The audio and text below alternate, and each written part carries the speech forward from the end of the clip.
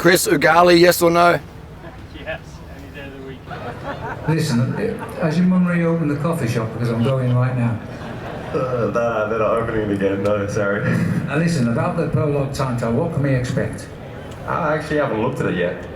I'm honest with you, but I think, You live here, what do you need to look at it for? yeah, I think, we'll cross the boardwalk to Adelaide Oval.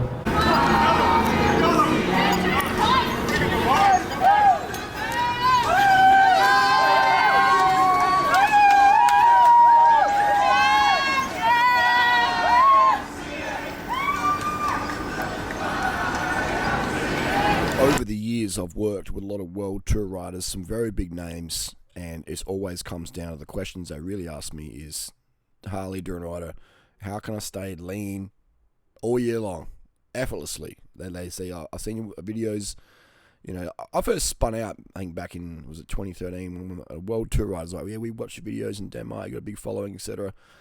Most of these guys know who I am, most of them watch my videos, especially the English, the strong English-speaking riders.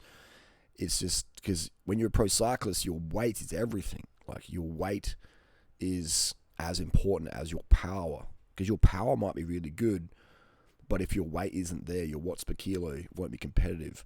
And everyone who's a pro cyclist has incredible power. Everyone who's a pro cyclist has incredible cardiovascular fitness. All right, so that's just a given. You can't be a pro rider if you got shit power. Your power production, your mitochondrial efficiency is abnormal. All right, it's amazing. All right, so that's a given.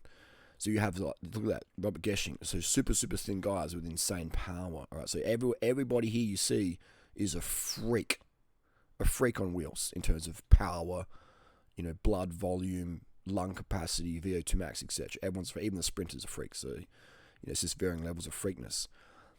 So that's why they focus on weight, all right? Because they don't know how to push the watts. They don't know how to suffer, all right? They don't know how to ride in a bunch, varying abilities, etc. So the next thing is, how do you manage the weight? And what you notice is a lot of riders. I've been watching, the riders, Leon Sanchez there.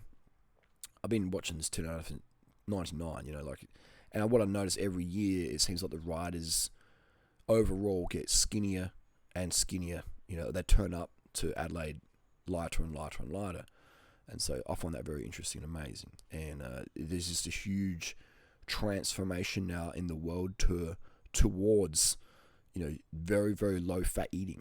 Right, they're abandoning, literally you got guys in the world tour, big names, who are writing to me saying, just keep this private on the download, or we talk in January, we catch up, And I'm like, just out of curiosity, why don't you listen to what your team says to do in terms of nutrition?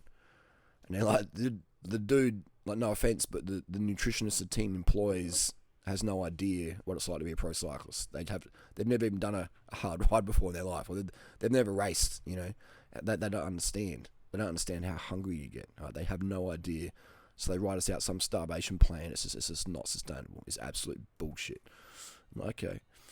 But because I'm a cyclist myself, racing cyclist, I've done stage races and etc. And genetically, I'm not gifted. Like I have, I had to work very hard, blah blah blah. And even then, the main reason I could go okay on the bike is just because I can stay at 60 kilos quite easily when I want to.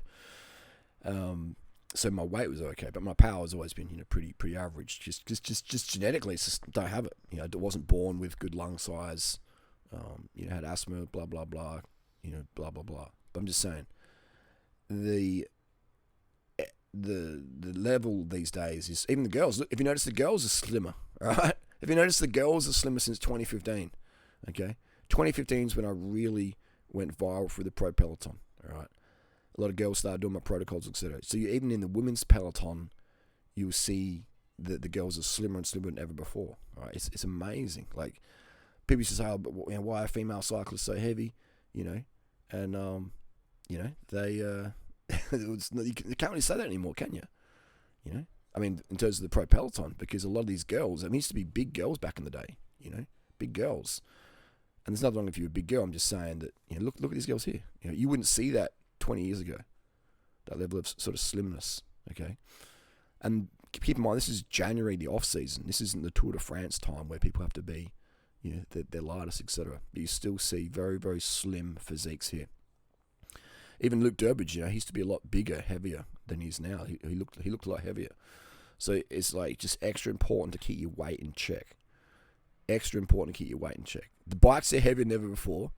The Dura-Ace group set currently on the bikes today is the heaviest since 1994. Isn't that funny?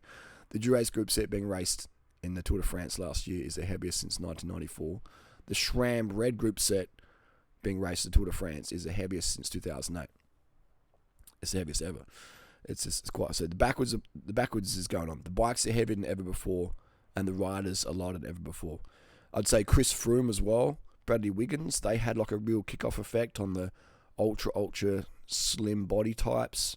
It used to be sort of a bit shy of a Ronk and that. But then Lance Armstrong came on the scene, and Lance Armstrong, he just looks like a heavier sort of rider. Lance Armstrong sort of looks like a fuckboy who rides a bike versus a pro cyclist. Even though Lance Armstrong is pretty much the king of pro cycling, undisputed king, and I'd say Lance Armstrong has generated more money for professional cycling than anyone. I still make money off Lance Armstrong's name today, okay? But if you look at Armstrong's physique, he's quite muscular. He's quite sort of heavy set. Unusual in today's world. Lance Armstrong wouldn't last on the climbs against these guys like Chris Froome, etc. So that's what you'd see. So yeah, you see, because Chris Froome, here's a picture of some Chris I filmed.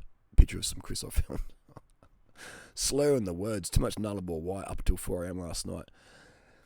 Just kidding. But you see Chris Froome, this is January, sort of off season, but very, very, very, very skinny, very, very slim. And you can sort of see like the vascularity in his arms there. It's like his body fat is very, very low. He looks hydrated. He looks carved up. He looks focused. He looks very lucid, and he looks in a good mood.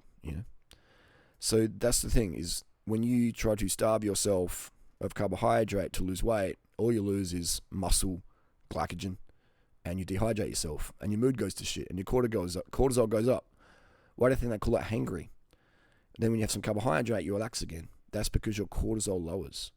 Now, cortisol is a very, very important hormone, but if your cortisol is too high for too long, you're going to become a weight gainer. All right, you're going to become a weight gainer. So we want to suppress cortisol with sufficient carbohydrate intake. What's sufficient carbohydrate intake? Your body will tell you that. Your cravings will tell you that. If you keep your fat intake under 10 grams a day, that is where the magic happens. Under 10 grams a day. But, just try it. Right? Just do it for 30 days. And if you're a cyclist, if you're in tune with your body, you'll notice it in the first few rides. You'll be like, holy shit, I can breathe better. I can transfer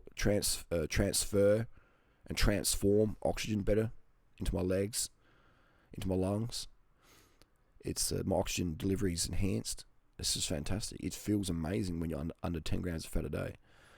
And as a cyclist, you notice things so quickly, especially if you're a cyclist who doesn't use stimulants or you very rarely use stimulants. I recommend all the riders I train and coach is I say to them, have a break from stimulants or only use stimulants in a time trial, only use it on rare occasions. That way you can get in tune with how much rest and recovery your body really needs. And you can also have a much better response to stimulants when you do use them. And you'll find that you'll sleep better at night time because you can use such a lower dosage and your pharmacokinetic response to the stimulants is less. It's just a short spike and you can sleep that night a lot better versus guzzling sleeping pills, etc. So you look at Chris Froome here compared to look at his guy in a white shirt. I mean, this guy in a white shirt, people would think would call him skinny. But then you got Chris Froome to stand next to him, all right? And you got the woman there. Like, look how small he is, IRL, in real life. And Chris Froome is about 185, I reckon. I'm 183. He's a couple centimeters taller than me. Like the lady's legs, the lady's arm who's holding the coffee, her bicep, her arm is almost triple the size of Chris Froome's arm. Her bicep is as big as Chris Froome's calves. Okay. That's how slim you have to be to, compete at the very, very top tier. Now, obviously, you got to have power, though. That's all these people out there starving themselves. It's like, well, you lose your power, okay? So what I do is we boost your power, we drop your weight, we increase power. It feels good having high power. What does high power mean? Your highest power for you. It feels fucking amazing when you can push on the pedals and push your highest watts. That's an incredible feeling for me. It is an amazing feeling. And when you combine that high power with your low body weight, damn, that feels fucking good. And you're doing it easy. You're not starving yourself. It's like, now life's really started. So that's the feedback I get from World Tour cyclists. World Tour cyclists who do my protocols have their best seasons ever. All right, they have their best feelings ever. It works for people. Oh, I'm not a World Tour cyclist. You're a human. If you're a human, my protocols will enhance every single positive thing in your life that matters to you. That has deep meaning. When you are in a higher state of fitness and health, everything you do feels better.